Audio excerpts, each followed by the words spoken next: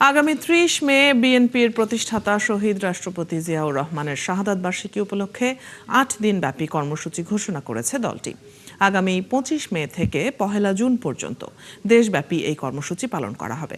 আজ নয়াপল্টনে বিএনপির কেন্দ্রীয় কার্যালয়ে যৌথ সভা শেষে সংবাদ সম্মেলনে দলের সিনিয়র যুগ্ম মহাসচিব রুহুল কবির রিজভী জানান, কর্মসূচির অংশ হিসেবে ৩০ মে জিয়াউর রহমানের সমাধিতে পুষ্পস্তবক অর্পণ করবেন বিএনপি চেয়ারম্যান ও প্রধানমন্ত্রী তারেক রহমান। মাহিলা ইসলামের রিপোর্ট। ১৯৮১ সালের ৩০ মে চট্টগ্রাম সার্কিট হাউসে বিপথগামী একদল সেনা সদস্যের হাতে নিহত হন বিএনপির প্রতিষ্ঠাতা ও তৎকালীন রাষ্ট্রপতি জিয়াউর রহমান। মুক্তিযুদ্ধের সেক্টর কমান্ডার হিসেবে দায়িত্ব পালনের পাশাপাশি জেড ফোর্সের নেতৃত্বও দেন তিনি।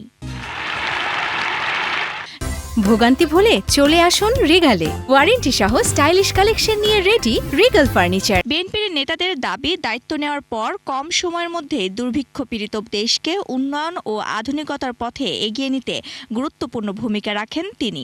বহুদলীয় গণতন্ত্র প্রতিষ্ঠায়ও অবদান রাখেন শহীদ রাষ্ট্রপতি জিয়াউর রহমান। ৩০ মে বিএনপির প্রতিষ্ঠাতা ও শহীদ রাষ্ট্রপতি জিয়াউর রহমানের শাহাদাত বার্ষিকী উপলক্ষে ৮ দিনব্যাপী কর্মসূচির ঘোষণা করা হয়। নয়াপল্টনে দলের কেন্দ্রীয় কার্যালয়ে যৌথ সভা শেষে এক সংবাদ সম্মেলনে ২৫ মে থেকে ১ জুন পর্যন্ত দেশব্যাপী এই কর্মসূচির ঘোষণা করেন সিনিয়র যুগ্ম মহাসচিব। আমরা প্রত্যাশা করছি প্রধানমন্ত্রীর নেতৃত্বে, দলের চেয়ারম্যান তার নেতৃত্বেই সকাল ১১টায় আমরা মাজারে যাব। রিজভী বলেন, দেশব্যাপী খাল কাটা কর্মসূচির মাধ্যমে কৃষি বিপ্লবের সূচনা করেছিলেন শহীদ রাষ্ট্রপতি জিয়াউর রহমান। তার দেখানো পথ অনুসরণ করেই নির্বাচনের প্রতিশ্রুতি বাস্তবায়নে কাজ করে যাচ্ছেন প্রধানমন্ত্রী তারেক রহমান।